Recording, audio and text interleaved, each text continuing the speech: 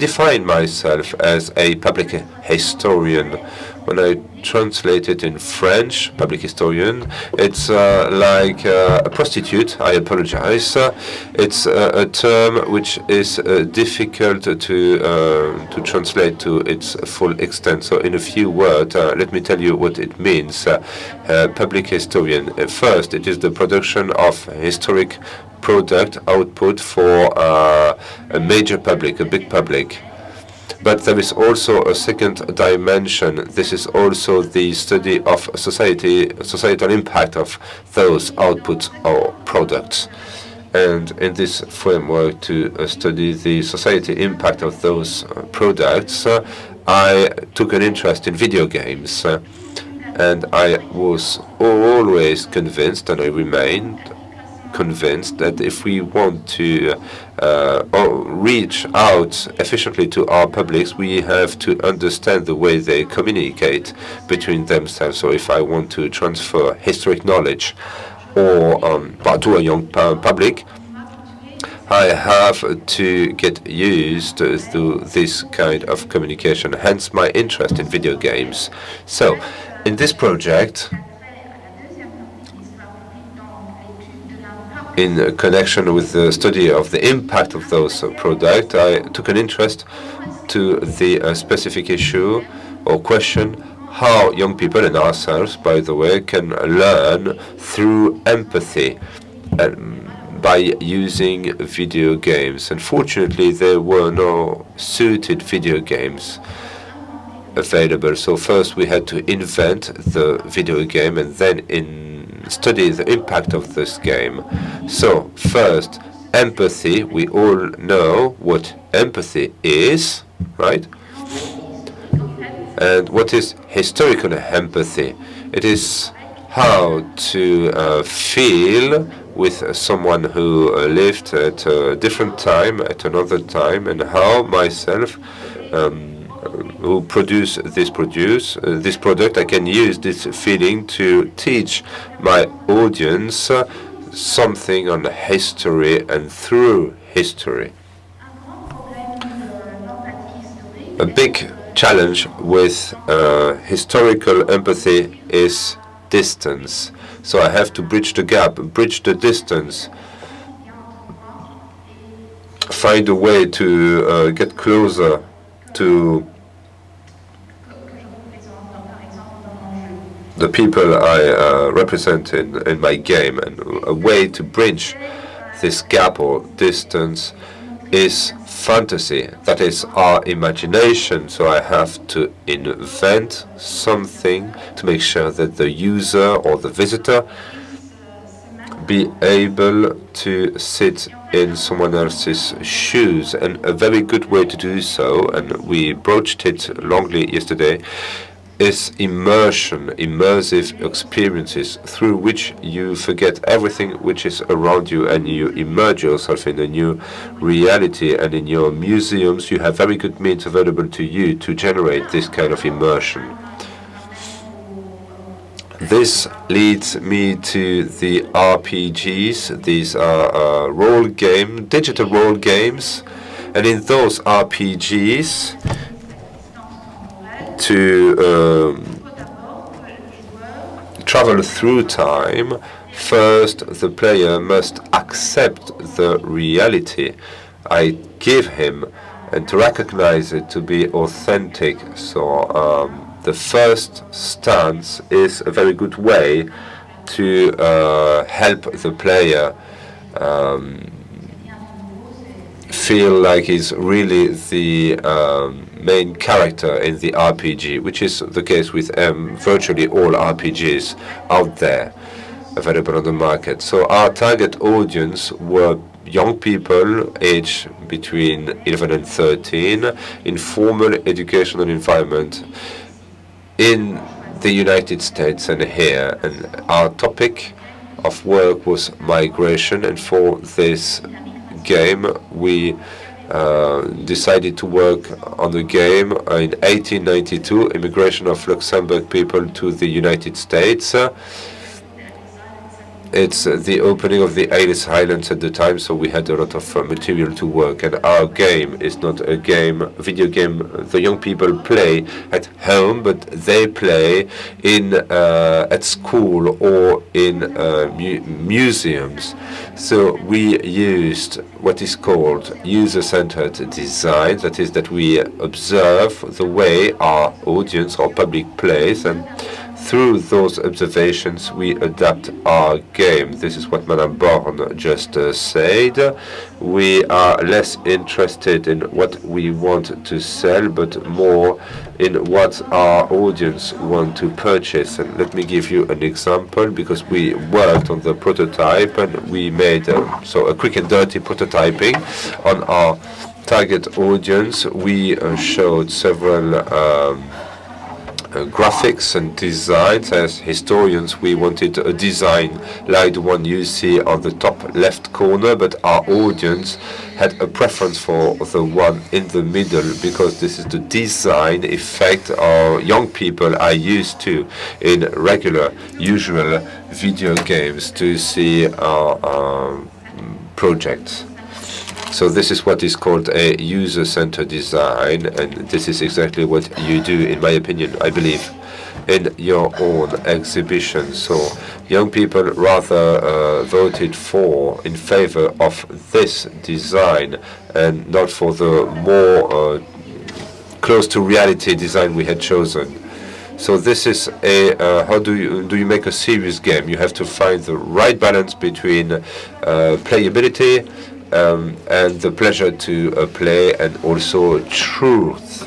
And in our game, you our staff, Mr. de Ruhl, is a travel agent from the Red Star Alliance, is a historical character, and this widow with her 2 children who are about to immigrate, those are not historic people, they were invented. It's important to have fantasy characters also in the game, because it gives you much more room for maneuver, more freedom. So yes, historical accuracy is important. For example, the travel agency of Mr. de Ruhl, behind him on the bottom left corner, it's a postcard of the agency. On the top left, this is Luxembourg Station in 1892, and on the right side you see the reconstruction for the video game. So the player, what the player sees must match their imagination of what it was in the past, and this is what we call authenticity and truth, or veracity. Truthfulness, how should I put it? In most cases, historical accuracy is not exactly what the player had first in mind. How did we construct historical accuracy? We took inspiration from postcards of the time, and we made research on the living conditions of people at the time. This is the part from historical research.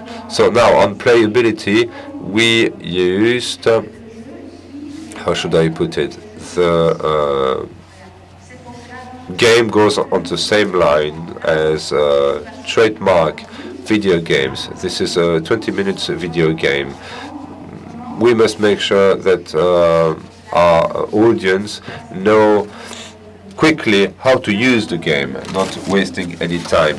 Here you can see the diary, and in this diary you have a lot of information. For example, you learn how to, well, you get to know the character, and then all characters have several accounts, an account with money because it's going to cost money, but also a health account because when, for example, they don't eat well because they are old misers and don't want to spend money for food and they become ill, then the journey gets longer, slower. So the player plays against the watch because he must reach this island before a deadline. For example, for the widow, it's important because women did not have the right to enter the U.S. territory on their own. Someone had to come pick them up because at the time they were afraid of the true prostitute. So yes, the player plays against the watch. So this is our prototype. Let me show you immediately. We have produced a prototype I'm going to present. Now we are working on the beta version, and many tests are going to be performed on the beta version to make sure that it works smoothly, otherwise no one will be willing to play the game. And then we are going to have the game ready by September 24th.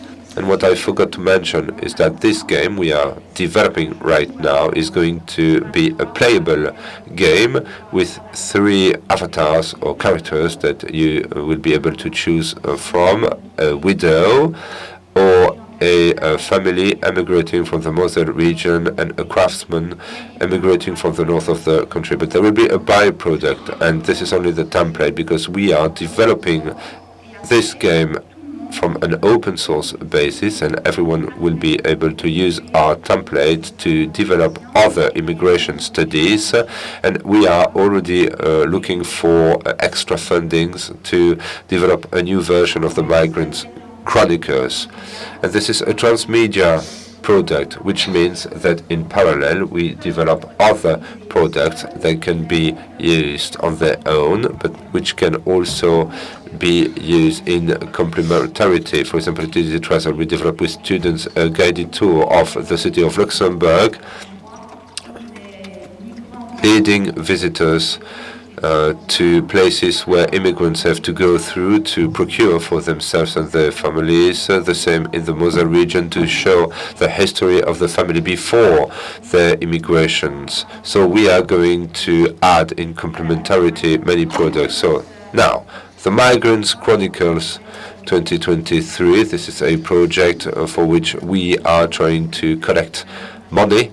It is a project on nowadays migration. So to conclude, these are our partners, and our budget in total it's €500,000, which is a very small budget, of course, compared to regular trademark video games. But I can show you in a few minutes the prototype.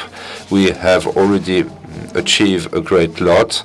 And this prototype will show you already what our game is going to look like.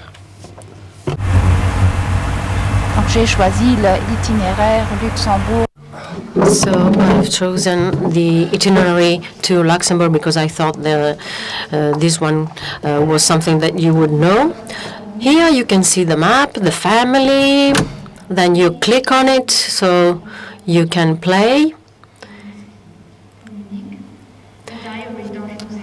The diary that I was speaking about, with the history, and in the diary you can see the settings as well as your luggage, and you can see what you bought. You can see how much money you got left. You can sell, you can buy products. You can always take your decisions. And in the diary you can also learn the value of your objects.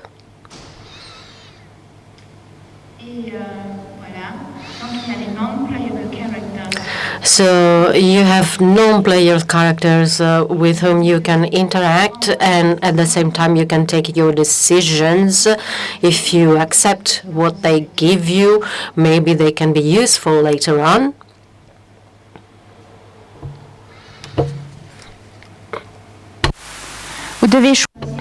You need to choose your transport, which is very important, since if you want to save money, you will have to make your choice. And maybe you will never get to Le Havre, for example. So every time you will have your map and you will know where you are.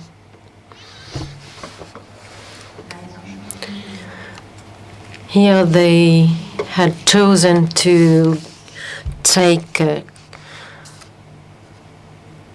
char, as you can see. They can buy. Elise is going to shop some coats, warm coats.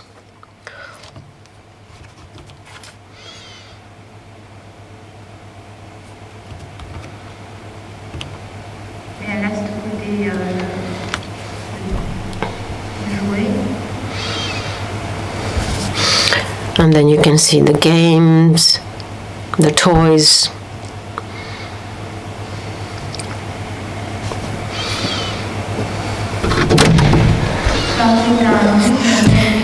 In this slide, you can see another way of playing that will take us a little bit too further away. They are at the station. Then they ask you, where do you want to go? And they can choose, for example, between Brussels and Paris.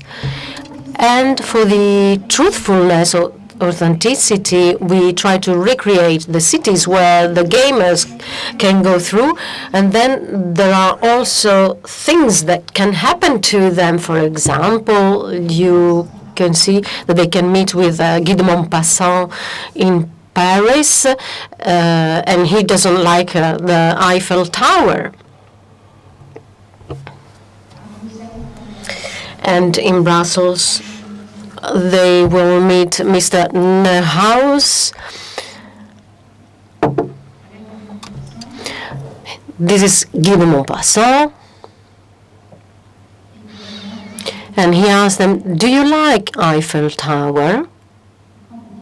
And when you say no, he will offer you a copy of Bellamy.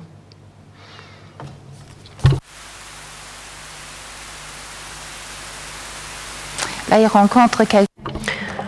Then he meets a person who's sick. And in Hamburg, there's cholera. There was a cholera in 1992,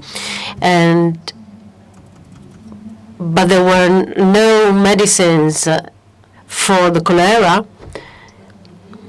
But maybe they are going to help him anyhow. Then he continues to Havre, and that's where the prototype will stop, since the aim is to show all the functions of the game, and the prototype cannot do the whole route. So that's the end of my presentation of this game.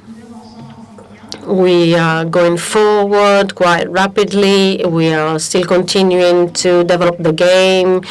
There are still some difficulties in trying to resolve the problems in between authenticity and the playability. And we saw that, for example, there were some issues with the monetary union, but if the gamers decide to go through Germany, then they have the mark, of course, German mark. If they go to the United States, they will have the dollar. So we had to invent fantasy value, of course, and they can play for 20 minutes. Now, I don't know if you have any questions. Of course, I'm here to answer. Thank you very much.